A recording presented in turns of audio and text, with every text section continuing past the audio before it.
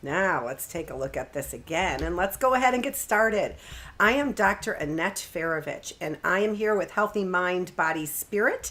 And of course, you can find me on the internet at www.healthymindbodyspirit.net. And there are just a couple things that I wanted to tell you about before I get started. As you know, I am also a Shaklee representative because it is important to me that we talk about nutrition as well as a healthy mind and talking about what we're doing for our depression and anxiety, for our healthy mind. But also, again, a healthy body. And we're also going to be touching on a healthy spirit as we roll into this Thanksgiving weekend. Okay? So, now my reminder for you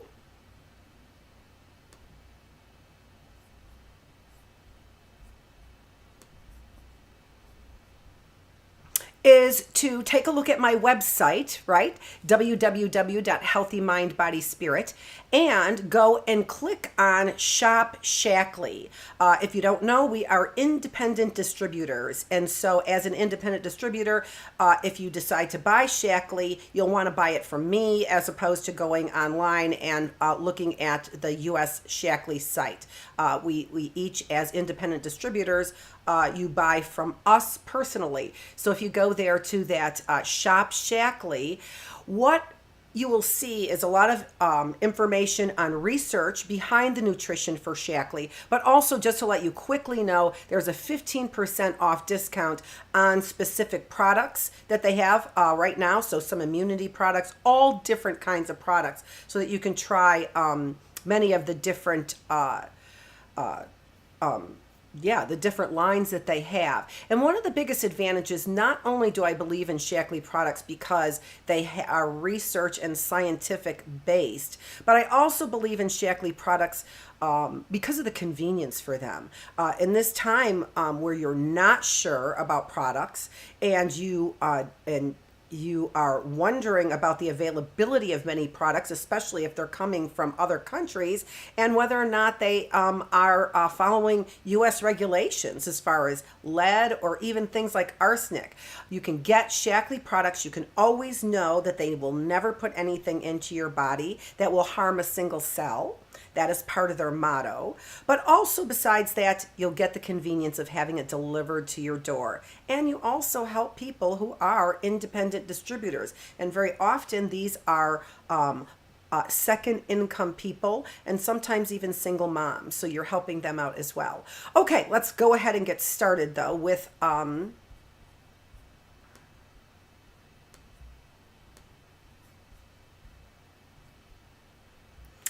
what we wanted to present on our series. And also another thing I wanted to, a couple other things. Today is November 21st, and today is my oldest son's birthday today. So I wanted to give a shout out to him and say happy birthday. I will be visiting with him on Zoom right after I do this. So I wanted to make sure that I got here on time for you. So happy birthday, Saxon. 32 years old. I can hardly believe it. And he's the one who just got married in September. So some really joyous times for sure. Okay. Also then, I don't happen to like this microphone, like taking up half of the picture. There we go. Not quite. Here, and look at that. Even more light on my face. Okay. All right. So, happy birthday, Saxon. And then also, let me go ahead and talk about the schedule for this series. One of the unique things that I'm doing for you is that I really am giving you a high level of material and knowledge in each one of these topics. And I hope that you see the uniqueness in these topics that we are going over, and that they really are not just high level high knowledge topics for you, but also that they give you this sort of motivation to follow a series along. And so, what I'm doing for you, I think, is really quite unique, and that I'm not just talking in little short snippets about mental health, but giving you series on a topic where you can really hopefully grab a hold of not only what it means to you, right, definitively, but also grab a hold of some really good strategies that you might be able to engage in that will help you overcome some of these things. So remember that there is a full series that I have on self-esteem, and also a full series that I have on love and sex in the 21st century. I'm still working on editing that, just for your knowledge, but you can always check out the live versions of the video. Put it on 2 or 3 times so that you get through the video a little bit more quickly, because I do some of these things like prefaces like this and tell you about sales, and that you might want to more quickly go through, and those things are sometimes taken out in the edited version if you wait for the edited version. But again, sometimes it takes me a little while to get to those edited versions for you. Okay, all right, so moving on now. Depression and behavior is our series. This is episode number 5. Episode number 5 is on anxiety and depression, and let's take a quick look at our schedule, because our schedule has been adjusted. If you recall, I was in visiting my friend in Washington, D.C., who is doing very well, and I'm very happy to report she's doing very well. But that was on November 7th. I was there, and so we did last week episode number 4, which was loneliness and health. You can see the live version of that on YouTube. And remember to look me up, Dr. Annette Feravich, on YouTube. And now what we are doing is episode number 5 on anxiety and depression.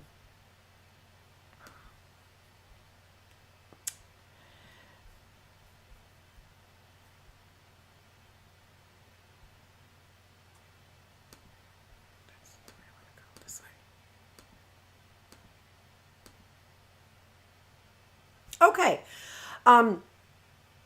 so some of the first things that I want to talk about are some of the statistics that we have relative to anxiety and depression.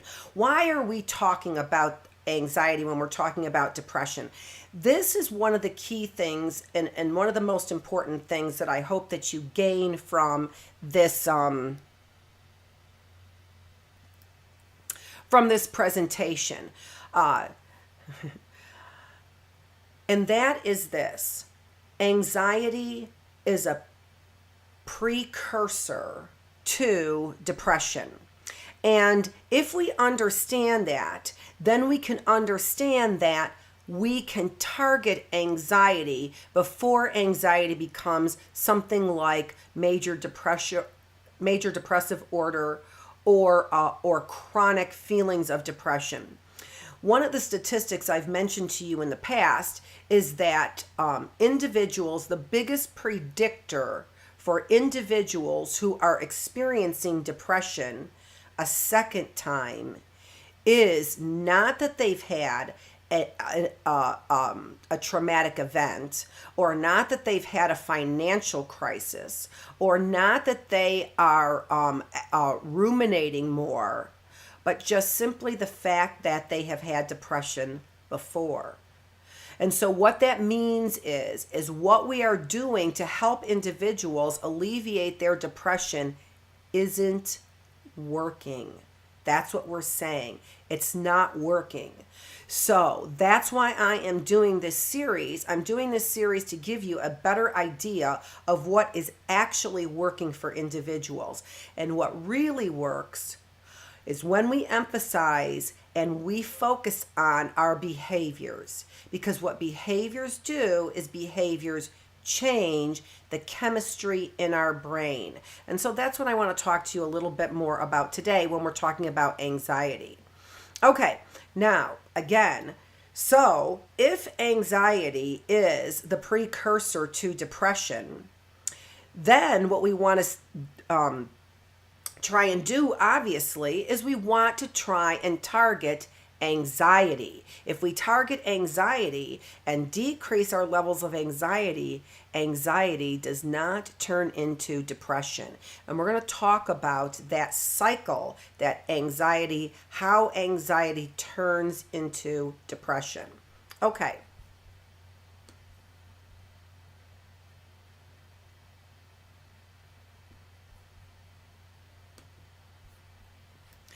So let's take a look at, again, some of the statistics that we have for anxiety and depression.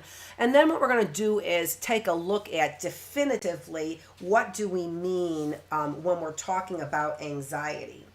Okay, well, some of the statistics that we have are that approximately 70% of individuals who experience anxiety are also experiencing depression.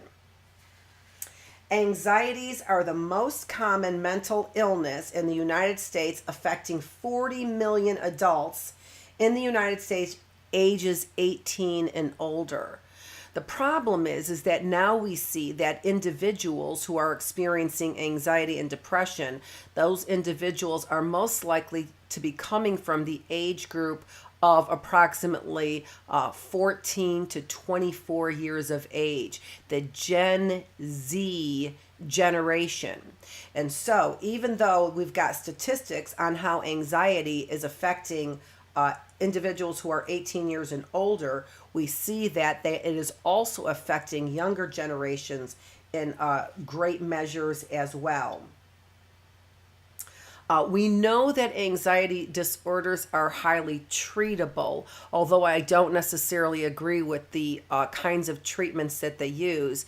As we talked about in last week's in last week's episode on loneliness and health, we talked about benzodiazepines.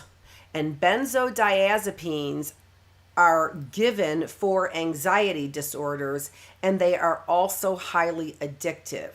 We also know that medication for depression and anxiety is very similar. We end up having more of a placebo effect. In particular, more for depression than we do for anxiety. Why is that? Well, medication for anxiety is slightly different. What we give individuals for anxiety are basically categorized as tranquilizers.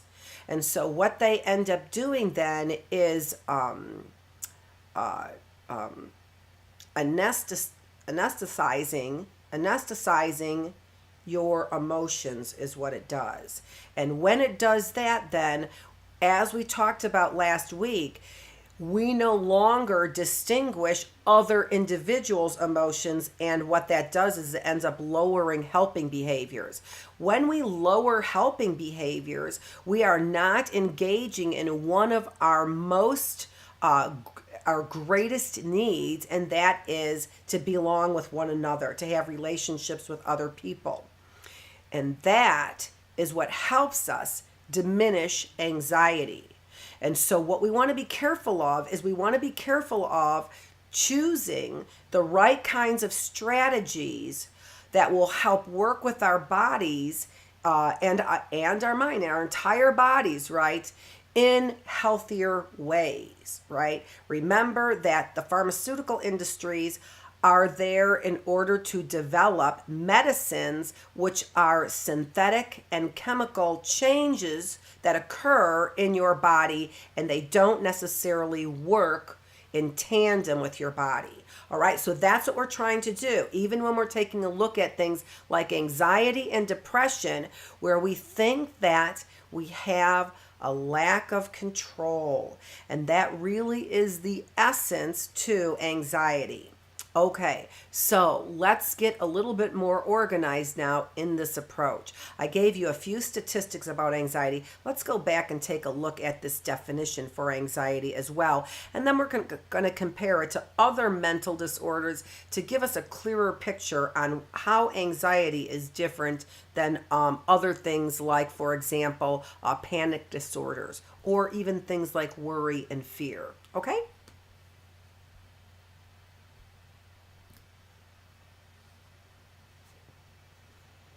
Okay.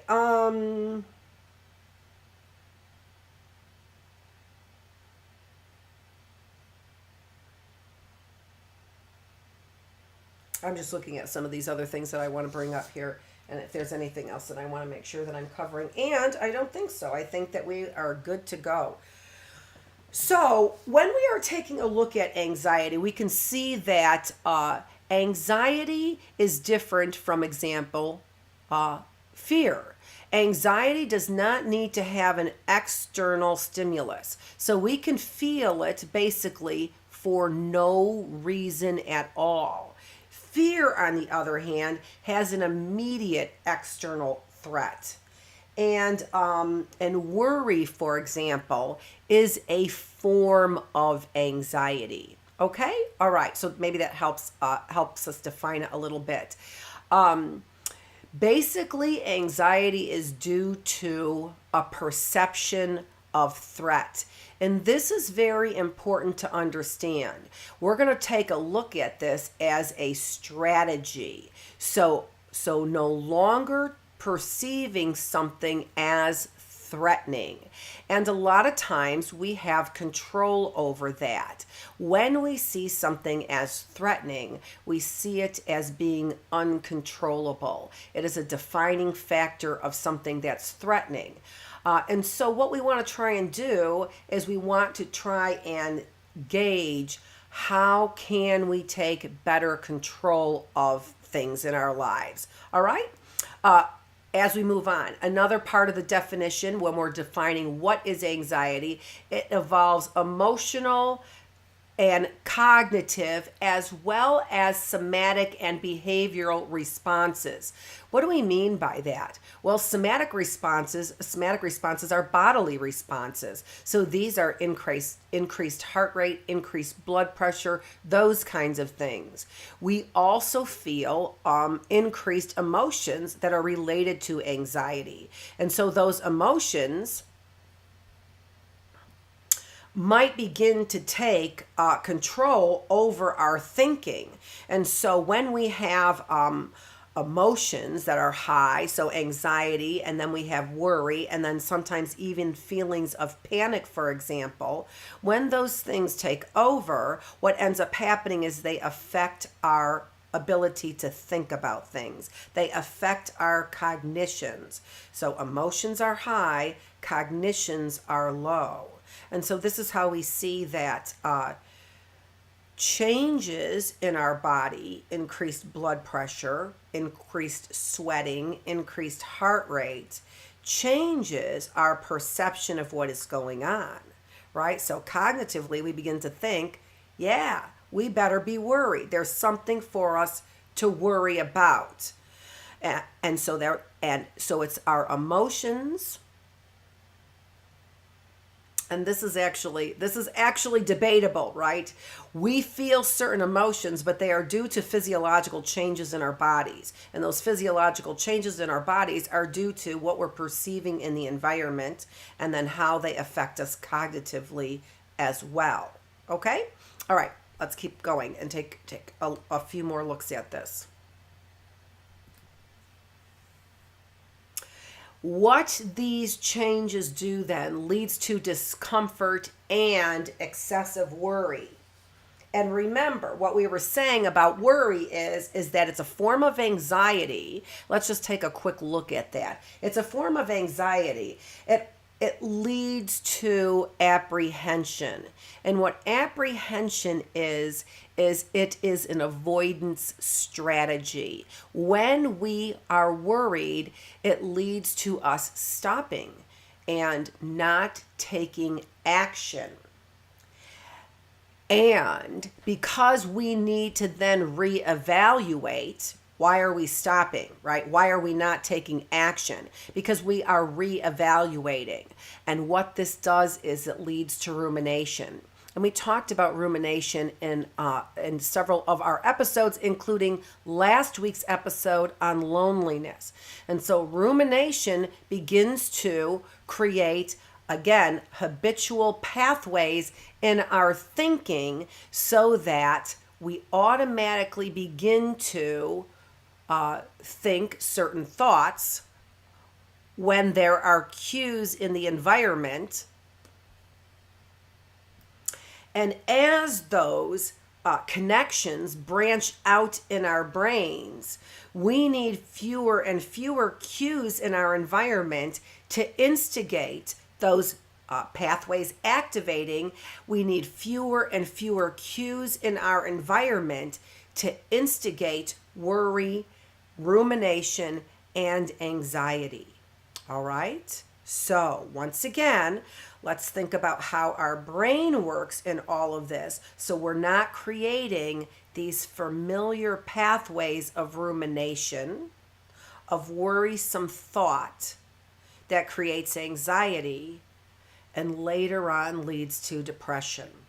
Okay? All right, so those are the things we're going to keep pounding home. Change your thinking. When you change your thinking, you change your neuronal highway is what you do, right? And then different neurons begin to activate. And if you can have control over that kind of activation with your different neurons, you can begin to generate more pleasant thoughts. We're not talking about putting your head in the clouds and pretending that things don't exist, okay? We can have really healthy responses to even sad or negative events in our lives. That's all we're trying to train our minds to do, to have healthy responses to the things in our environment. Like I said, when we feel threatened because of something immediate in our environment. Part of that is perception. Part of it with anxiety is perception. If it is not a life-threatening event, then part of the threat is perception.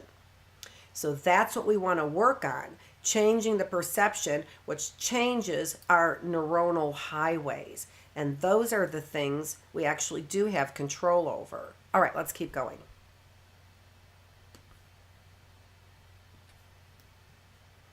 Okay, we see that anxiety disorders in approximately 20% of the population. This changes considerably. I have seen data all over the place on this as far as anxiety disorders. What seems to be consistent, however, is that there is a comorbidity with anxiety and depression. What do we mean by that? We mean that they happen together, right? They happen a lot of times together. How often do these occur together? In about 70% of the cases, we see that these occur together. That's something that we know. Also, what do we see there? Cortisol levels fall, decreasing immune functioning and increasing inflammation. And what happens here is actually we end up getting dysfunctional cortisol levels is what we do when we feel anxiety. This is what ends up happening over time. So initially we have cortisol levels that are at chronic levels. And then what we end up having is these cortisol levels that decrease over time. And when cortisol levels decrease over time, this is where it becomes indicative of depression. Okay? All right, so we see that working even in our bodies health-wise. All right? Remember, cortisol is our stress hormone. It is activated by the adrenal glands that sit on top of the kidneys. And that's activated when we have this imbalance in our body. Where does the imbalance come from? Heart rate increases, blood pressure increases, sweating increases, temperature changes in our body, all indicating to our minds, hey, something's going on here we have to pay attention to. Okay.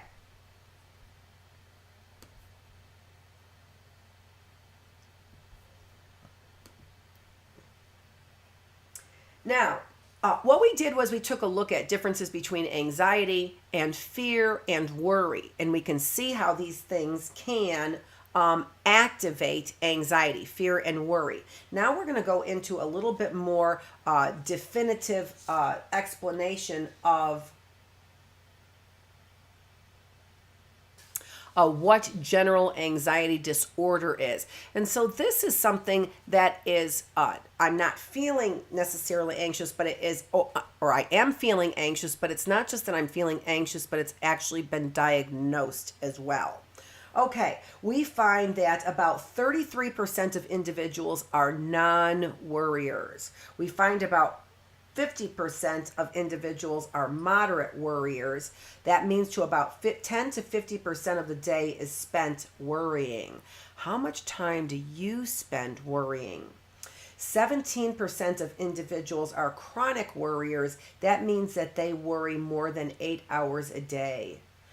Individuals who see a doctor about their worriness, right, about their worrying, is when they end up having worry approximately 80 to 90% of the time. You can see there that generalized anxiety disorder is excessive worry about things in general, and that worry is present more than 50% of the time. And this is also for a length of approximately 6 months. So we see excessive worry for a long period of time. This produces significant body tension and also several physical symptoms. I'm going to go into those physical symptoms in just a minute, but let's go ahead and finish this definition that we have here.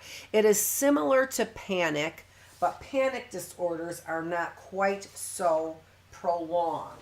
Let's take a look at those panic disorders and how we define panic disorders. Panic disorders also need no external stimuli, okay? So they kind of hang out in the background. Again, it is where we perceive threats as being uncontrollable. And you're going to see that this is a major theme in feeling anxiety and feeling panic or worry. Feelings of uncontrollability. As we've said, it also does involve emotional, cognitive, and behavioral responses as well,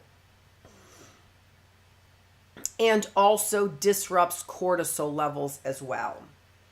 Other disorders besides generalized anxiety disorder or panic disorders also might include some other worry disorders such as obsessive compulsive disorder. So this is repeated obsessive behaviors that individuals believe or feel threatened when the behaviors are not repeated, and also in certain orders as well. So obsessive compulsive disorder also creates worry.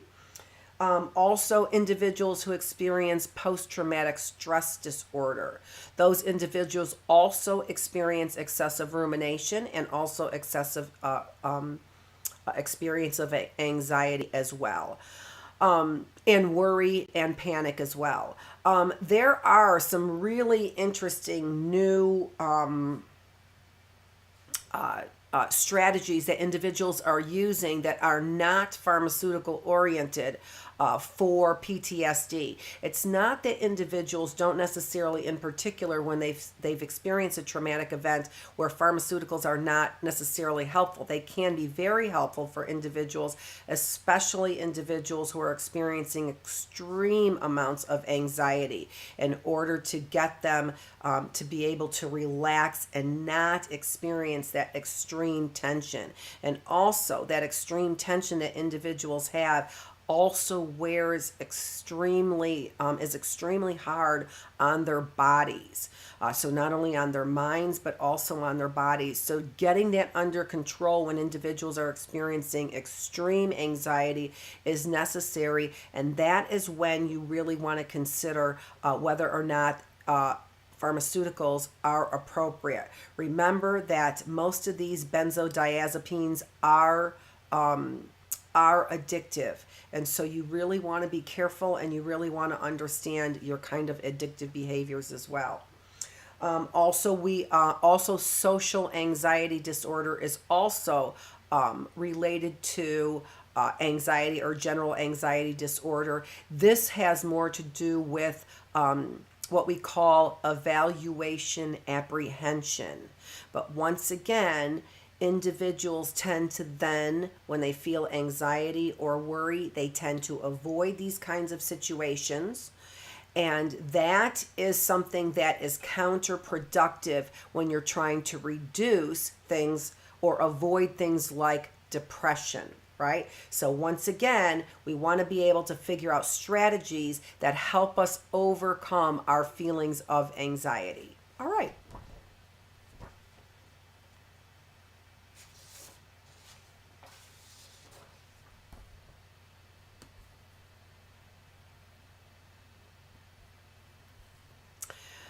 Okay, again, similar to panic, but this is prolonged. So anxiety lasts longer. And again, panic disorders are much more intense, and individuals experience much more intense bodily changes or somatic changes, where anxiety kind of creates this chronic but moderate level of feelings in the background. It's associated with, like we said, with depression in 70% of the cases, and illness, and individuals that are young are 3 times more likely to experience this, and as we said, in particular, Gen Z individuals.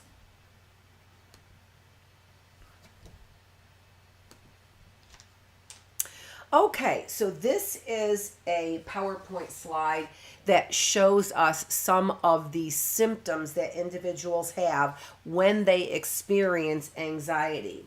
So first of all, we have cardiopulmonary symptoms. And this is in particular scary right now. So individuals may be feeling threatened in particular because of things like the virus or reactions to vaccines, or even some of the scientific information that's out there. And these things diseases affect our breathing, as we know. COVID-19 affects our cardiopulmonary ability to breathe, right?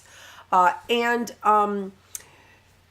so if I am experiencing feelings like anxiety that are where I experience some of the same symptoms that I experience when I am feeling the virus, we can see that this also can create increasing feelings of threat. So individuals feel a shortness of breath. They can feel palpitations, increased heart rate, pounding heartbeat. They also feel discomfort in their chest. So some of the symptoms of anxiety. Individuals can also feel dizziness or faint. So ear, nose, and throat have to do with your balance, right? Equilibrium that we have. And also in feelings of choking as well. So not being able to breathe, or even just feelings of choking on your own phlegm, for example. Gastrointestinal symptoms include feeling nausea, right? And upset stomach. Neurological changes, individuals feel numbness and tingling in their hands, feet, or face.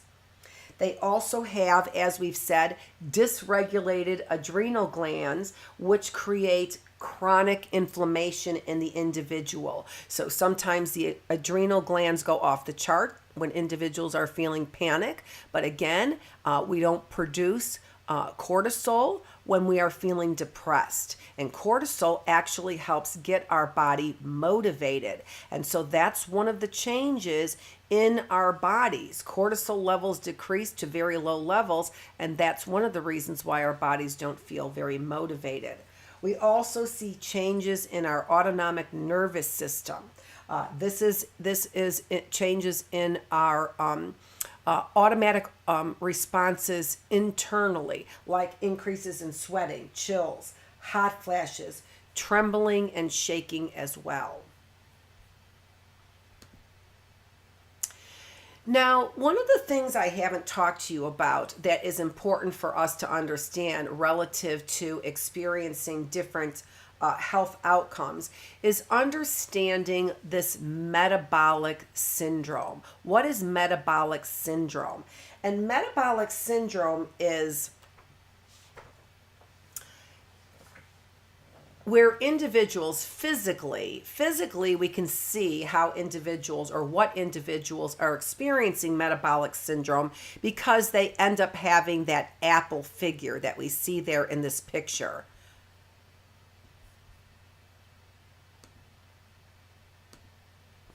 And so these individuals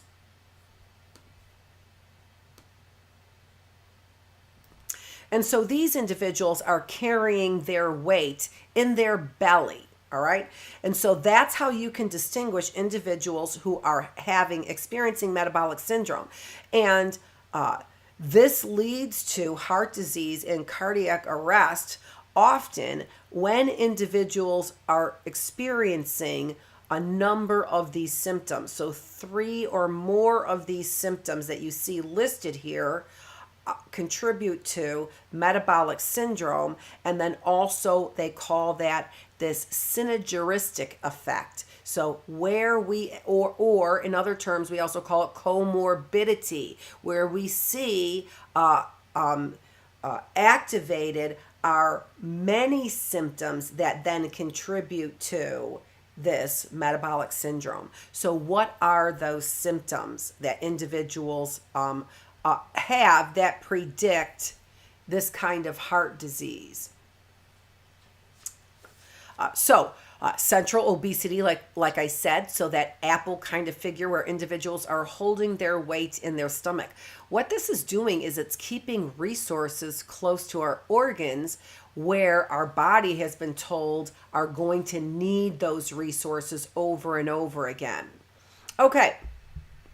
So this also then would contribute to high blood pressure, that imbalance that we have because of our chronic anxiety, high blood pressure, high triglycerides, which are our indication of fat in our bodies, as well as low HDL cholesterol. So high density lipoids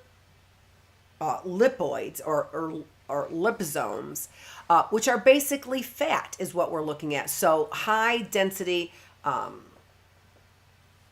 fat or cholesterol that we have. And then also finally insulin resistance. And insulin resistance is where we get dysfunctional regulation of our sugar. So insulin levels rise and lower and no longer respond appropriately when we have sugar. And so what ends up happening when we have sugar in our body is insulin levels rise in order to then regulate the appropriate amount of sugar that we are using as a resource. When we have too much sugar in our bodies, what ends up happening is then sugar ends up getting in our bloodstream and it is no longer regulated as a resource for energy. And when that ends up happening, we end up getting insulin resistance. So it is dysregulated sugar levels is what we have. Okay. All right. And so what we end up seeing as a result of these of this metabolic syndrome is we see that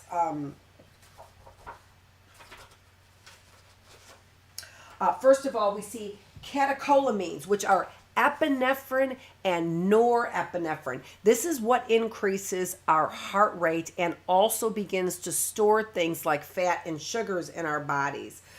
So catecholamines, what they end up doing is constricting our blood vessels. And this, of course, contributes eventually to heart disease and cardiac arrest. It decreases our effectiveness of macrophages. What are macrophages? These are giant white blood cells is what they are. And these giant white blood cells, what they do is that when we have foreign bodies, antigens, viruses, those bacteria in our bodies, what they end up doing is they end up engulfing them and basically eating them. All right. So when we have a metabolic syndrome, we reduce our ability for those macrophages to be able to combat those antigens or those diseases that we have in our bodies. We also see that the changes in cortisol then inhibits the breakdown of epinephrine, and this increases, as I said, fats, insulin, and sugar in our bodies, and this is what dysregulates our insulin then. We also see then decreased levels of serotonin and increased levels of anger.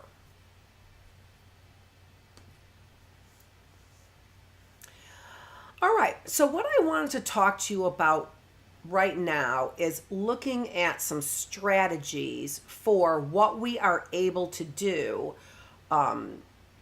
in order to combat these feelings that we have of anxiety so that they don't culminate into depression. And what I wanted to start with here is just kind of a little explanation of DNA. DNA is made up of 4 different nucleotides. So every expression that we have in our bodies, whether our expression is of our brown eyes or blue eyes, whether the expression is of our height, whether the expression is of our IQ, whether the expression is our emotional temperament, no matter what that expression is written in our DNA, right? So, when we see certain gene expressions, for example, those gene expressions are called our phenotypes, is what they are. So we have genes, and those genes are part of our DNA, is what they are. So let's just take a quick look at that. So again, DNA is made up of 4 nucleotides.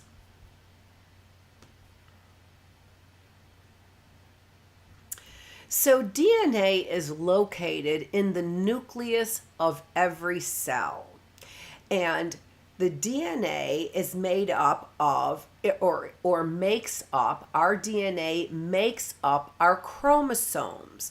And what our chromosomes are our information that we get from our father and from our mother. So once again, this ends up then expressing itself in our different temperaments, in our different skin color, in our different height, those things, right?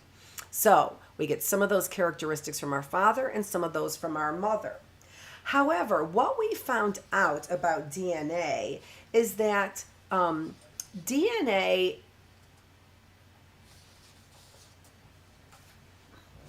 and what you can see from the picture there, I'll explain the picture quickly. So we've got our chromosomes from our parents, and our chromosomes have individual genes on them. And individual genes then give us our expressions. And those expressions express themselves in the form of proteins. And so what is the basis for all human life? The basis for all human life are these proteins that are generated from our genetic information.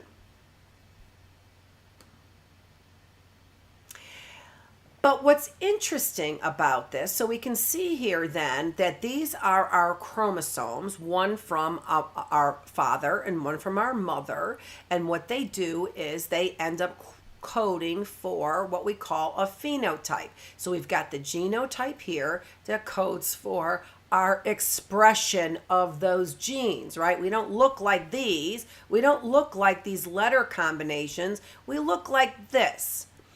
But what's the interesting thing about this? There's a couple interesting things about understanding DNA. And what that is first of all of our DNA is coded from 4 different nucleotides. They are adenine, thymine, guanine, and cytosine. Okay? So those are the 4 nucleotides or protein molecules that end up making our DNA. These nucleotides express themselves, as you can see in these letter formations, in many different ways. Let's just take a close-up look of that. So what we can have here is we can have many, of course, millions and millions of different combinations of the expression of those 4 different nucleotides, as you can see.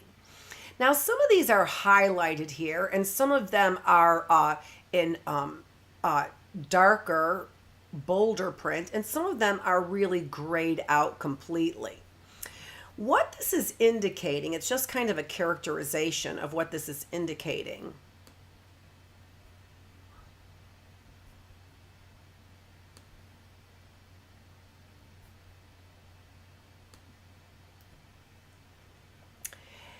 Is that there are portions of our chromosomes that, in fact, the majority of our chromosomes are not coded for any information at all.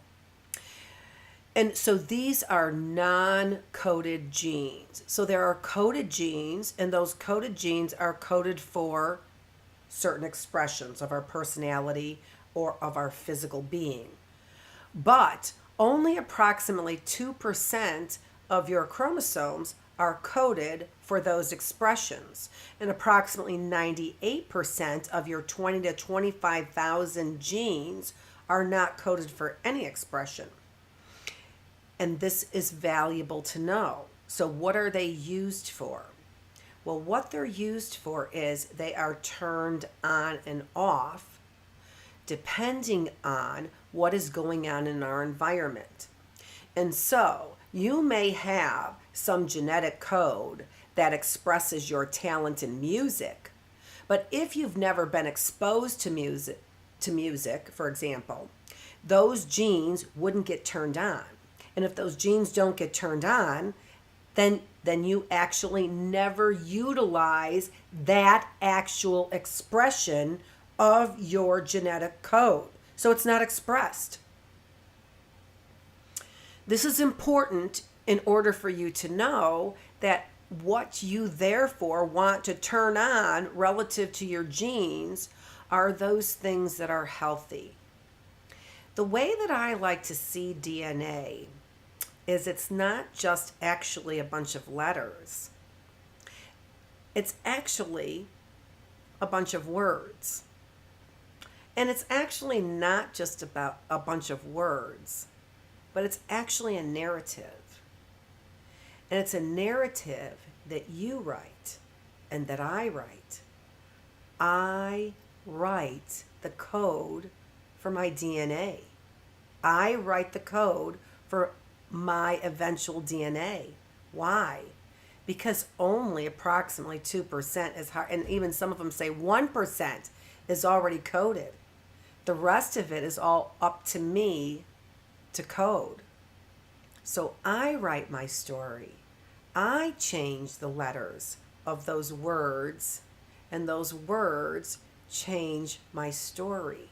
And so what you need to know is that you do have control over your genes. We have control over at least 98, and some say 99% of the way that those genes are coded. Okay? All right. So, moving on. The basis for feelings of anxiety is really feelings of uncertainty. And so this is what I want to go over into detail. What is it? Because we have psychologists who have looked deeply into what exactly is this uncertainty that we feel that then culminates into anxiety and eventually depression. Let's look at those details.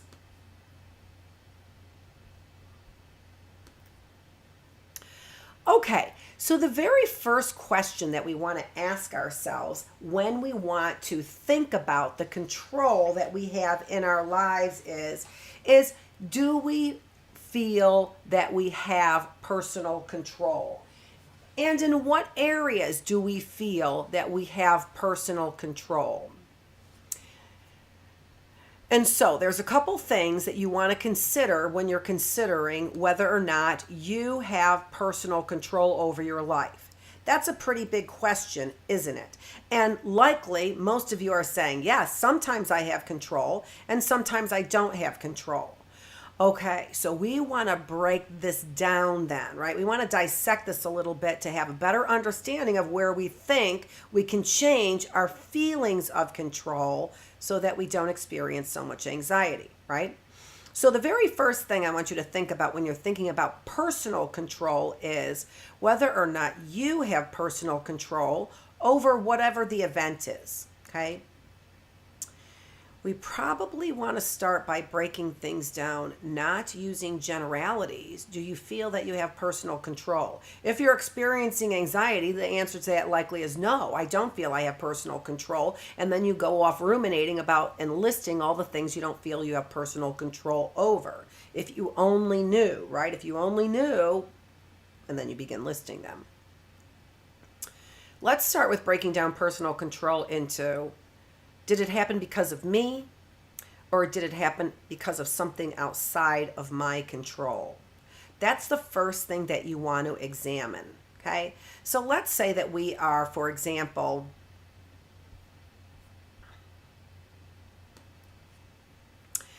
experiencing we had a car accident. Let's say that we got in a car accident, all right? So how do you view that? How do you view that car accident?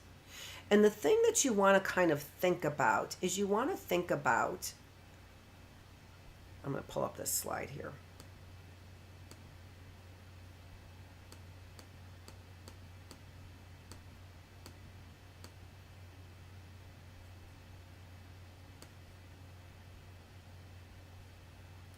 Is you want to think about what is your self-talk.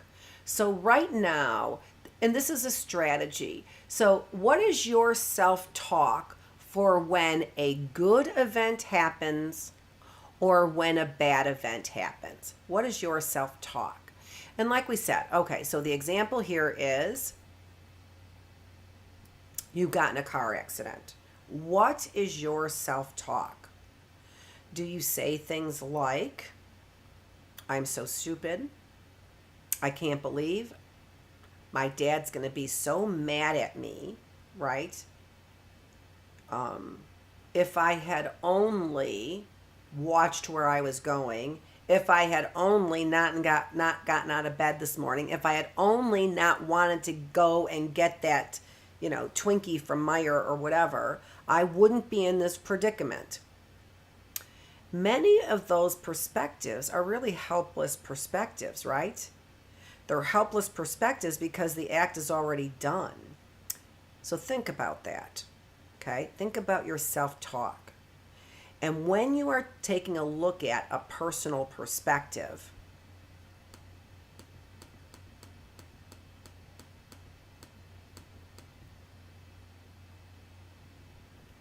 and whether or not you have personal control over that outcome, take a look at also external variables that contributed to it, okay? So are you realistically contributing responsibility where it belongs? Now, if you were looking at your phone and that's why you got in the car accident, and so you don't want to take responsibility for that or blame for that, well, that's a different story, right? If you're trying to not take responsibility in order to decrease your anxiety, that's not going to work. We need to feel competent about the things that we do.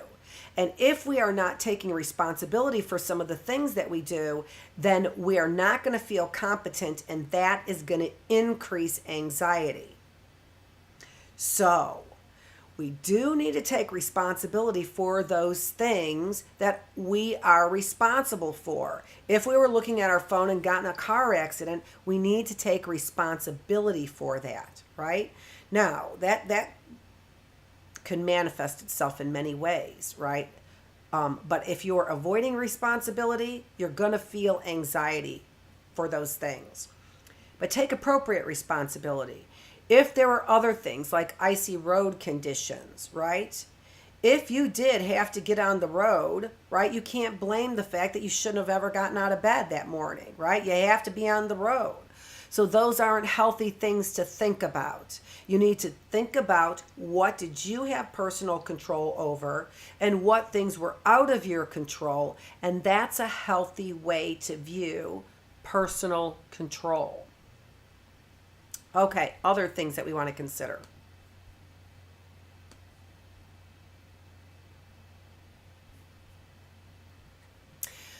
All right, I'm going to talk a little bit. So we answered the question a little bit about personal control, but let's talk a little bit about what is this learned helplessness. When individuals feel that they do not have personal control over their outcome, what they end up doing is they end up giving up. And this is a combination of some of those things like decreases in cortisol level when you run out of your resources, right? And so I no longer feel motivated to fight my way out of this. So when we feel that we have no control over our outcomes, we end up learning what they call helplessness. And in this learning helplessness, what have we learned?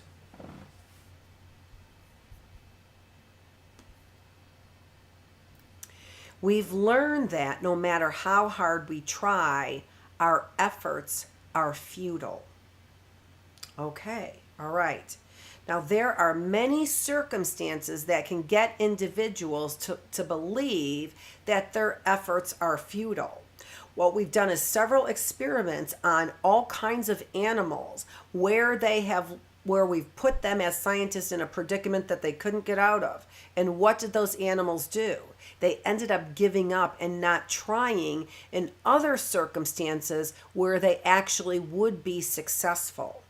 That's described as learned helplessness, where individuals give up because they have a feeling that they will never succeed.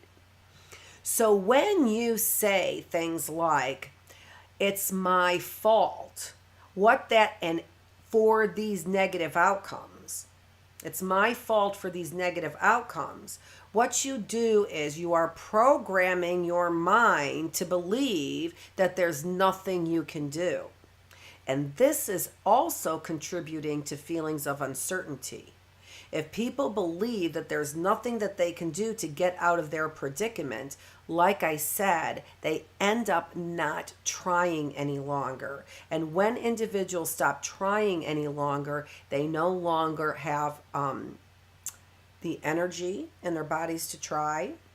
And this is what ends up leading to giving up, which leads to hopelessness, and that leads to depression.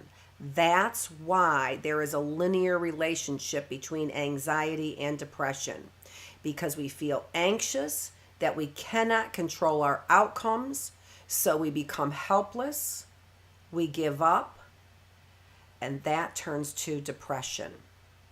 Okay, let's look at a couple more of those symptoms of uncertainty that lead us to feelings of helplessness.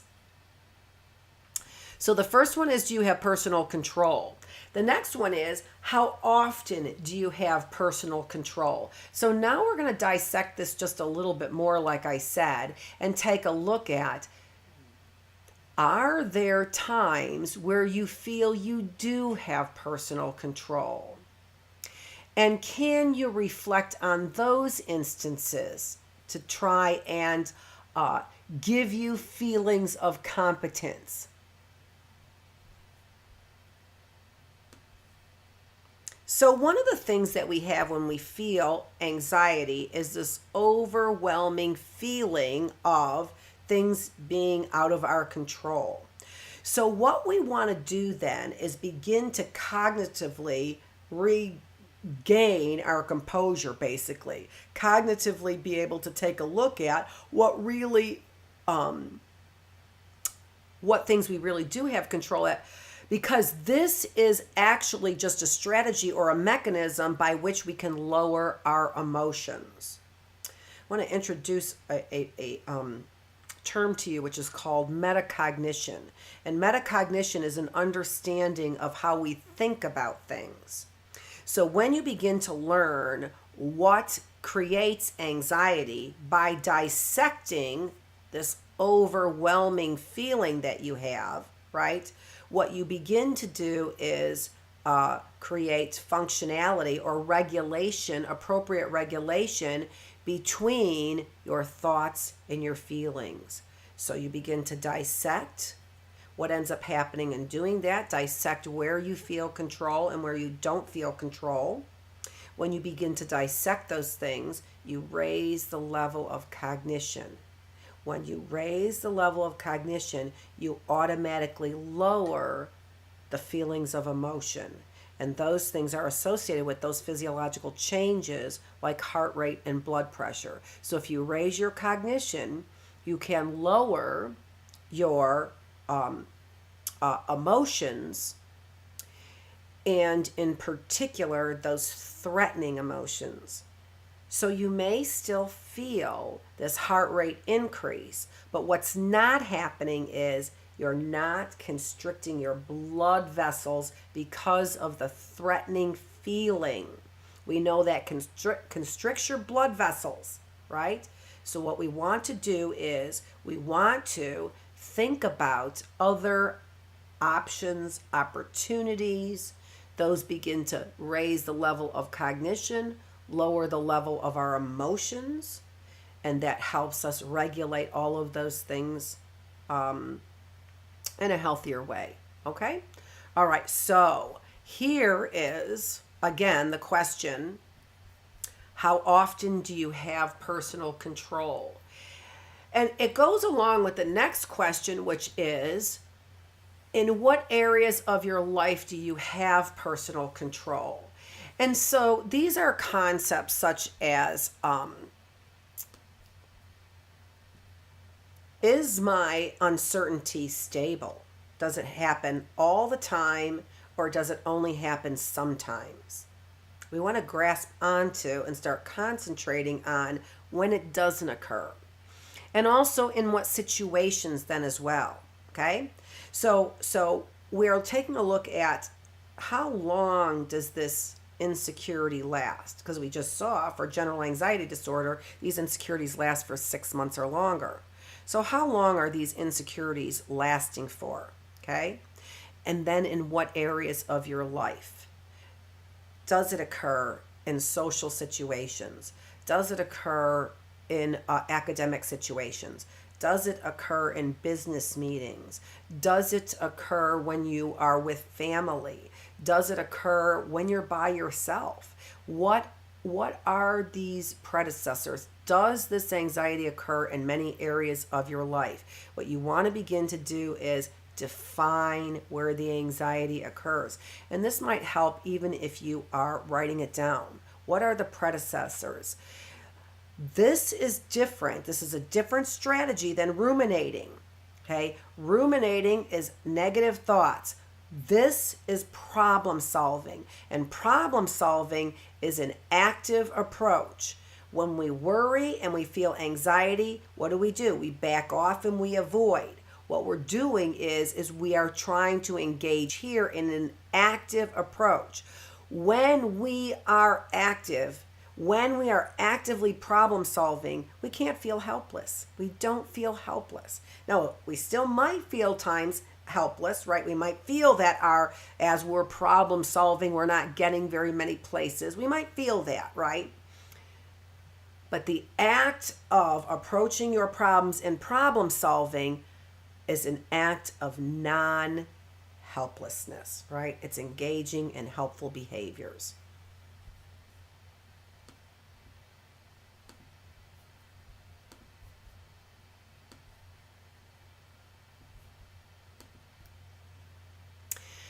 So, what do we do when we are trying to retrain our brain, when we are trying to get a different phenotype expression in our temperament? What can we do? And one of the things that you can look up online and find out a little bit more about is what's called attribution retraining.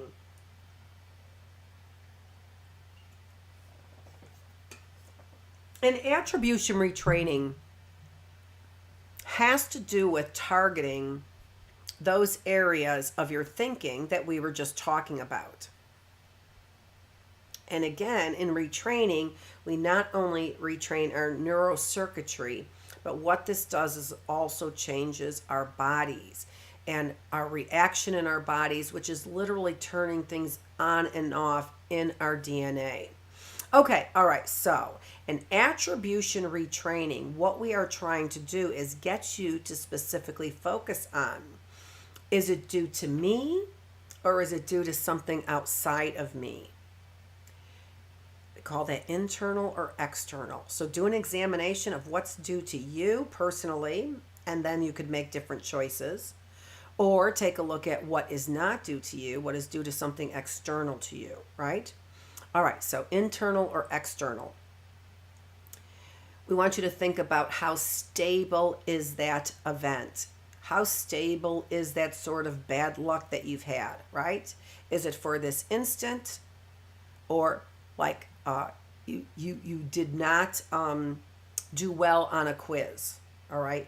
Or you blew a business meeting, right? And it was an important business meeting and you weren't prepared for it. All right. Well, there are a couple different ways to take a look at that then. Was it due to your incompetence, as in you weren't smart enough, right?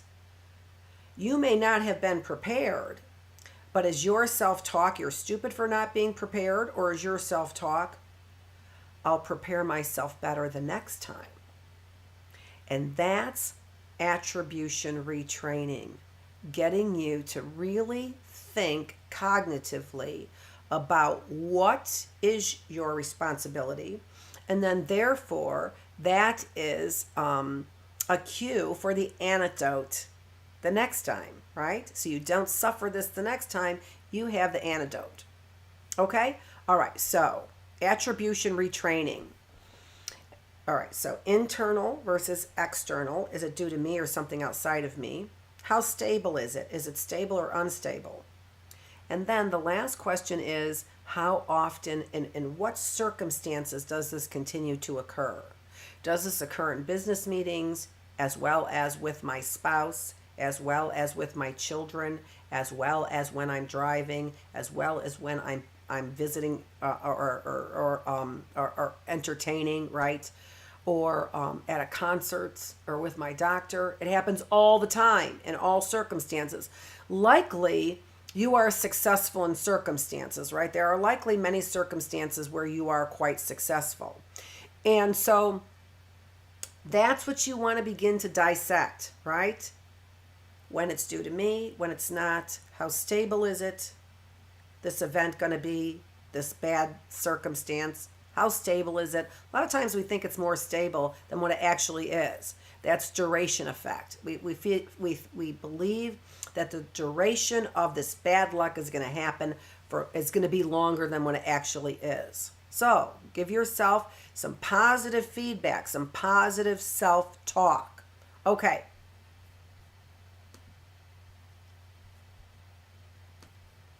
The next strategy that I want to take a look at is mastering. Mastering anything that we set out to do has to do with perception, has to do with our belief in our ability to master something. If you want to take a look at this a little bit more in depth, I have a self-esteem video on mastering that takes a look at that. But attribution retraining also takes a look at the concept of mastering and whether or not you believe that you have the ability to master something. But it's not just ability to master something, it's the patience to master it as well. I've talked many times about the things that we gain when we set goals and accomplish those goals, including rewarding neurotransmitters, regulating our bodies the way that we should for anxiety and things like adrenaline and those kinds of things. When we master something, playing the guitar, our education in our area of interest, quitting smoking, right? when we master something, we build confidence that we can master those things or other things as well. What that takes is patience and knowing that mastering something takes steps. It takes time. I can't master something overnight. And so when I learn to focus on the increments that I am gaining as I master something, right? So if I'm going to school to learn about psychology, and so I've mastered things like developmental psychology, and now I'm understanding social psychology, and now I'm understanding things like group dynamics, right? So I may not be a full psychologist yet, right? But what am I doing? I am slowly mastering the topic. Same thing you can talk about if you decide to play an instrument, right? I don't know how to play like Prince today, but I can learn, right? A few riffs that get me the rewards and the feelings of accomplishment that I need so that I don't feel helpless, so that I don't feel uncertainty, so that I feel that I have control over my outcomes. All right?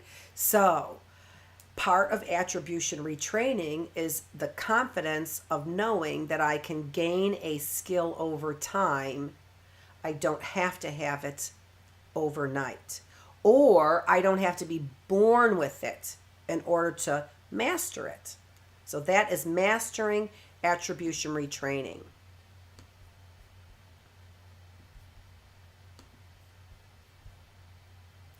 Okay, and again, when we want to do attribution retraining, what you want to pay attention to is your self-talk. This is a study that was done by Peterson using what is called a cave technique. And what they do is it's a content analysis of verbal expression is what that is. And so what are they doing? Well, here in this case, they took a look at comments that were made by baseball players after they have won or lost a game. And so here you just have examples of different expressions that they use. So there's the event. Was the event a positive event, or was the event a negative event? Did they win? Did they lose? Did they miss a lot of balls? Did they hit a lot? What were the comments that were made in the paper? I'm sorry, not the comments. What was the event? Did they win or lose, or what was going on? And then they looked at the comments or the expressions that they made from the newspapers. And then what they did was they coded those expressions. And what you see there is the IE, that's internal or external. So did they feel that they had personal control over the outcome? S/U, stable, unstable. Do they feel it's going to happen a lot or no? Global versus specific. Do they think it's going to happen in all kinds of circumstances and all kinds of games against all kinds of other players for all kinds of years to come, right? Or is it just specific to this game? And so this is just a way that they score those statements.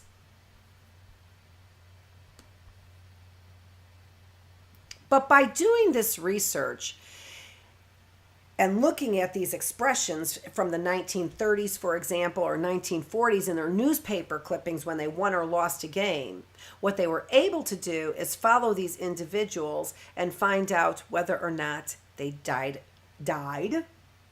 and what diseases they may have died from. So this was really good information about those positive or negative expressions that they had. These are what we call explanatory styles. What kind of explanatory style did these baseball players have? Another way to say that is, how did they explain the reasons for or the causes for bad and good events? And in the end, were their explanations optimistic or pessimistic? And that's what we're looking at. We're looking at optimistic explanatory styles or pessimistic explanatory styles. And if you want to find out if you have an optimistic or pessimistic explanatory style, you can find out by taking several different surveys from the you can take them from the Authentic Happiness website, where Martin Seligman has got his website on positive psychology. And there are several different surveys that you can take. One is called the Attribution Style Questionnaire. I'll make sure that that link gets in my explanation for you as well. Down below. So you'll be able to find that link. And you can find out whether you have an optimistic or pessimistic explanatory style. Now, this survey that you take to find this out is really kind of a complex survey.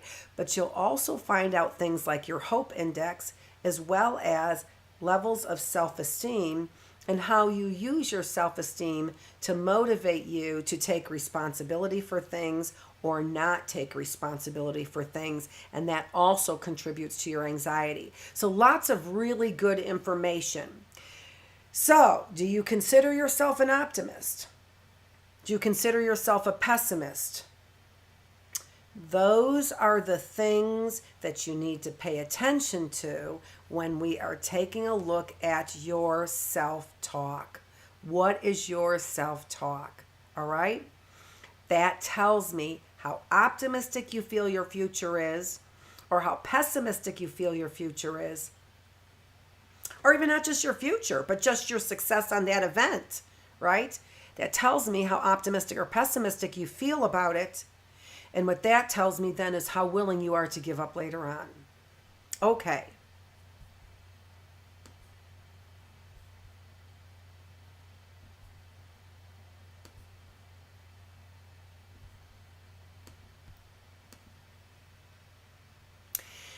I wanted to take a look at this article that's called The Luck Factor by Richard Wiseman. And this article talks about how individuals who went into this luck training actually changed their perception of their luck by about 80%. 80% of individuals felt that they were more lucky and could describe luckier outcomes after going through this luck training.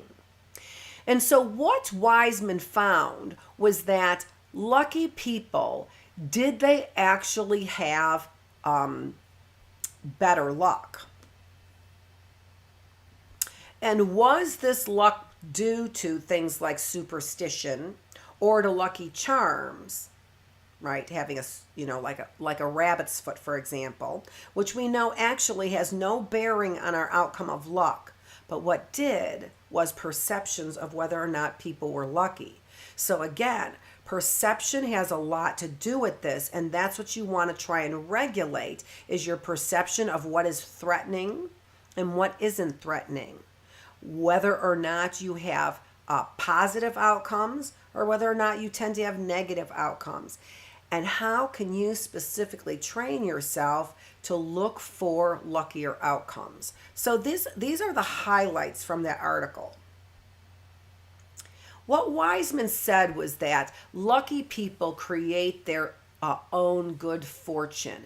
And how do they do that? Well, first of all, what they do is they realize chance opportunities. What do we mean by that? That they realize chance opportunities. Well, what this means is that what they try and do is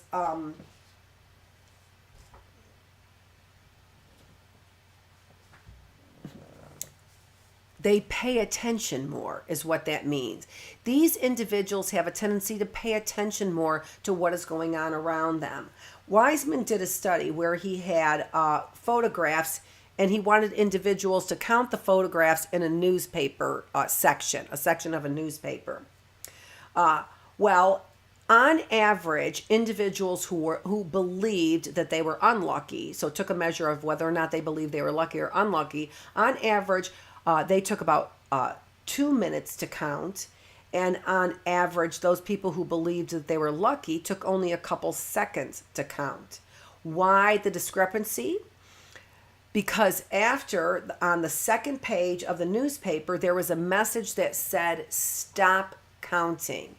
And those individuals who considered themselves to be lucky were more likely to notice the clip that said "Stop counting." There are 43 photos, so they knew the answer and they stopped counting. What Wiseman is saying is that lucky people attend to things in their environment more readily. What's the second thing that Wiseman said? Wiseman said that they also listen to their intuition. And so these individuals who tend to be lucky, because they feel optimistic when they have an idea to, for example, go down and take a walk down a different path than they normally did. What they tend to do is they take advantage of then seeing sights or things that they've never experienced before. And that gains knowledge. And so these individuals take advantage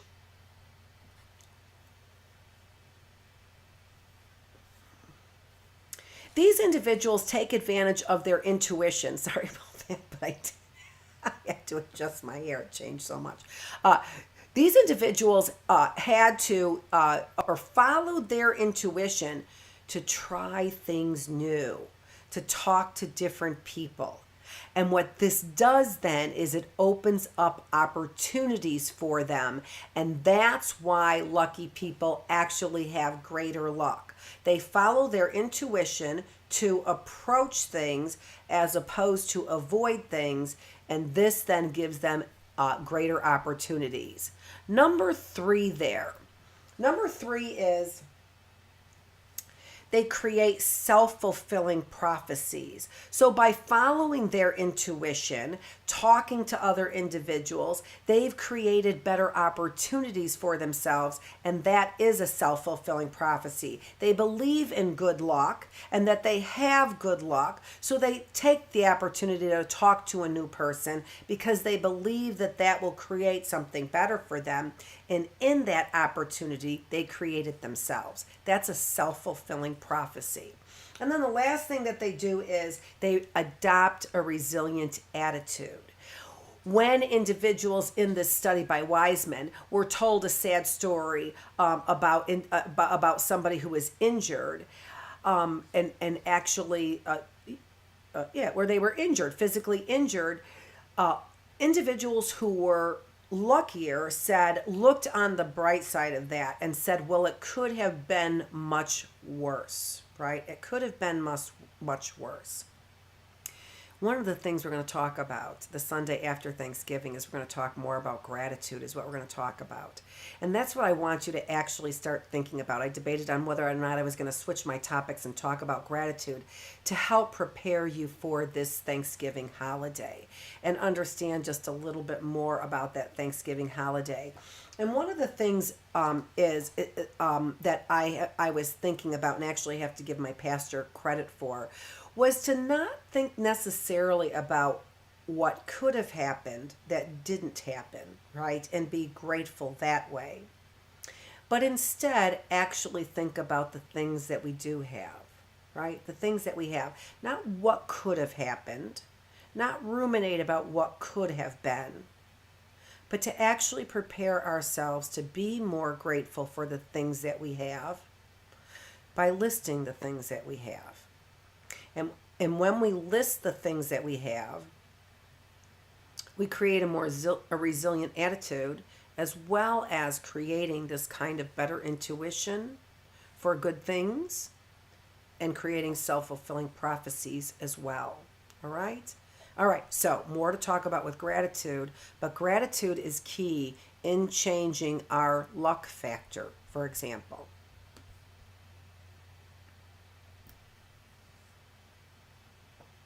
Okay, all right.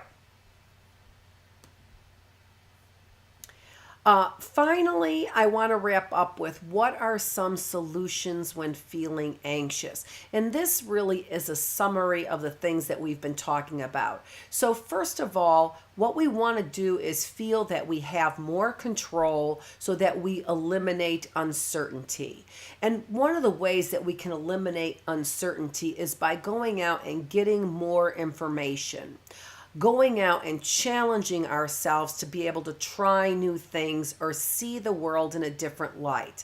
What that does is it changes our explanatory style, right? So that we believe that we have power over our outcomes, so that we believe that when negative events happen that they are not going to continue to happen, and that when they happen that they are specific to certain circumstances.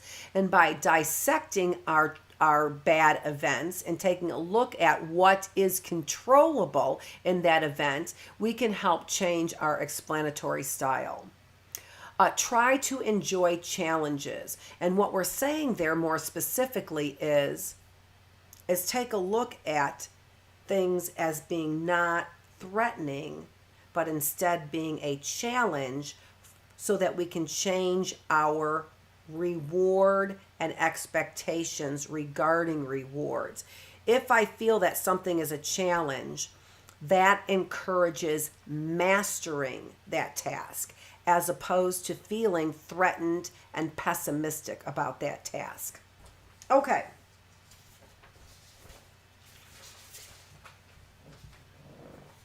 Number 4, find loving support. Find loving support.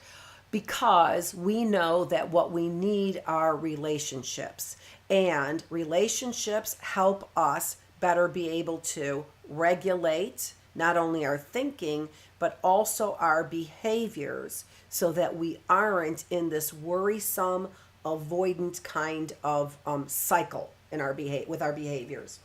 Number 5, become approach motivated, right? Approach motivated as opposed to avoidance. When we are approach motivated, we are goal oriented, as I've said, and goal oriented means that we are activating the reward centers of our brain. And then the last one there that we have, meditation and breathing exercises are also great ways to change our worry and our anxiety. We know that individuals with major depressive disorder were able to reduce their anxiety when they meditated. But more than that, the reason why meditation works is because it gives individuals feelings of control. Remember also, I want you to also remember that individuals are able to do similar kinds of meditation when they engage in prayer as well. What we're doing there is we are learning to focus our minds on positive things and regulate our thoughts in ways that benefit us and are healthy to us, right? When we are, for example, meditating, sometimes that meditation can be ruminating. We have to try and be very successful. We have to try to be very specific about our meditations in order to gain the benefit, which is the ability to control our thinking, which leads to more certainty as opposed to uncertainty. Okay? But meditation sometimes can get a little complex in our refining our ability to control our minds. Prayerfulness actually has this kind of built-in focus of attention, because prayerfulness is focused first of all on a higher power, and also has a more reflective kind of a behavioral mechanism that allows us to, in some ways, take healthy responsibility while looking for solutions, right, to our shortcomings is what it does, right? A lot of times in prayer, we're doing things like bargaining, right? Thinking about those things that we can do to overcome our difficulties. And so we know that that kind of thought process helps us, whether it's meditation, as long as our meditation is a controlled kind of meditation. I recommend looking into some kinds of Eastern meditations. Some of them include things like generating compassion or devotion meditations. All of those are really good kinds of meditations. Yeah, for healthier outcomes. All right. Okay, so we know meditation works, and in the same line, prayer is very similar, hasn't been studied as readily as meditation has been studied. Okay, all right. What's the last thing I want to talk about? The last thing I want to talk about is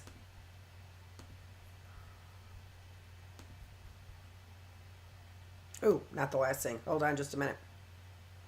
Let's take a look at some of these statistics for attribution retraining. What do we see here for these statistics?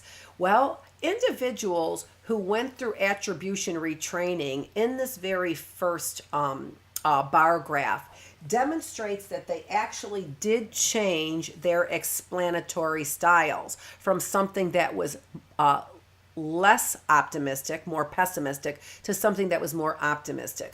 You can see here, what we see here is that individuals, it says, went through this cognitive behavioral training, which is attribution training, and we compared those to individuals who had no training. So here what we see is that they changed their attribution style, which was their explanatory style.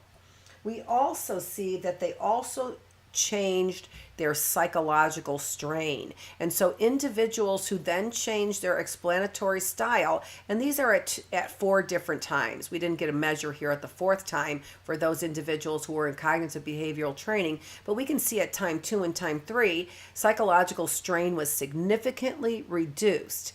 And again, what did they do here for their attribution retraining? For these outcomes, the attribution retraining here was mastering. You can master your outcomes through improving yourself through small increments. And that was the attribution training that these individuals in this study by Proudfoot ended up engaging in. Let's take a look at the outcomes for number 3 and number 4 there, shall we?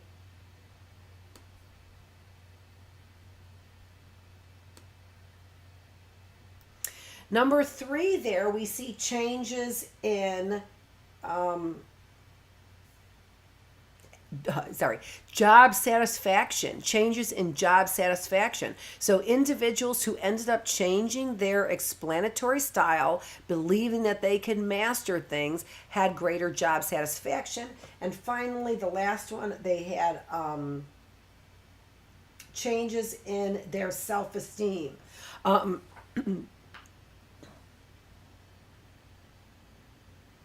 Yeah, I had to read that. Professional self-esteem. So individuals had higher levels of self-esteem when they believed that they were better able to master things. So attribution retraining changed them, which changes your physiology as well as changing your thinking and your brain. We've talked about this before when we were talking about behavior and depression. In episode number 2, we took a look at these different types of intervention that also changed things like our level of gratitude. So here we see our level of gratitude was, here we see changes in our levels of happiness and depression. Why? We see these levels of changes for individuals who did the gratitude visit. Individuals who wrote a letter to somebody that they were grateful for but had never really appropriately thanked. What do we see here? We see immediate increases in happiness and immediate decreases in depression for a short time after that intervention. Another strategy that individuals use to change their levels of happiness and their levels of depression were writing down 3 good things. And what we see here is that individuals experience changes even 6 months later.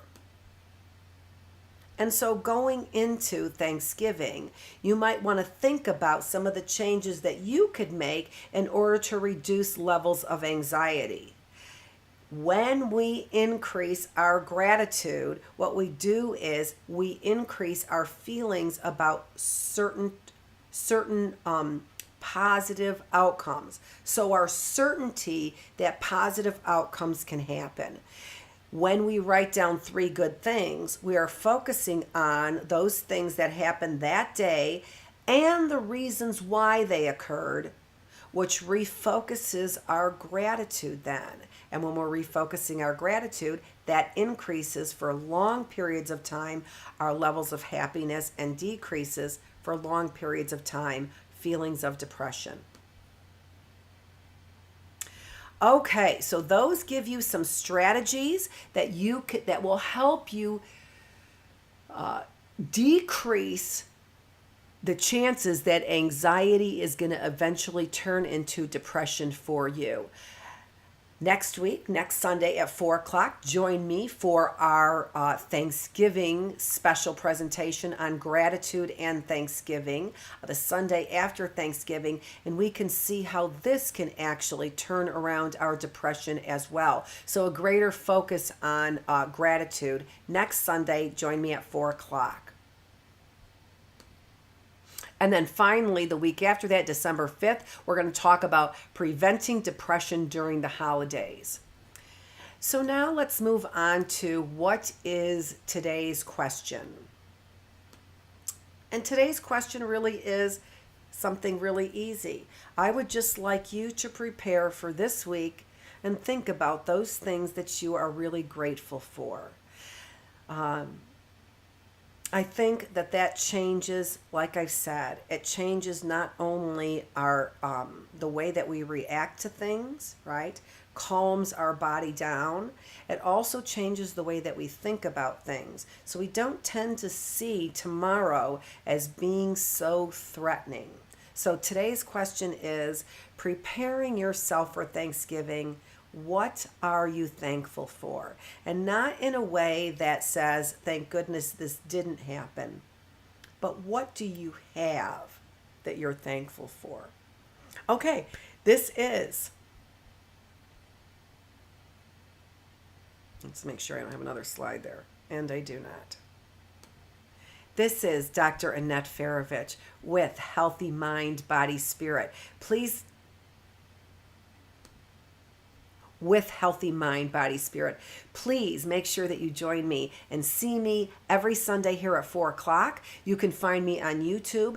Please please subscribe, and also please share these YouTube videos. It's a really unique chance and opportunity that you have for an in-depth kind of look at some of these psychological and mental challenges that we've had that are unique to this time in our lives. So I'm taking the time to share this series with you right now on depression and behavior. Take a look at my other series, and you can find them on my website, www.healthymindbodyspirit.net. See you next Sunday, I hope, at 4 o'clock.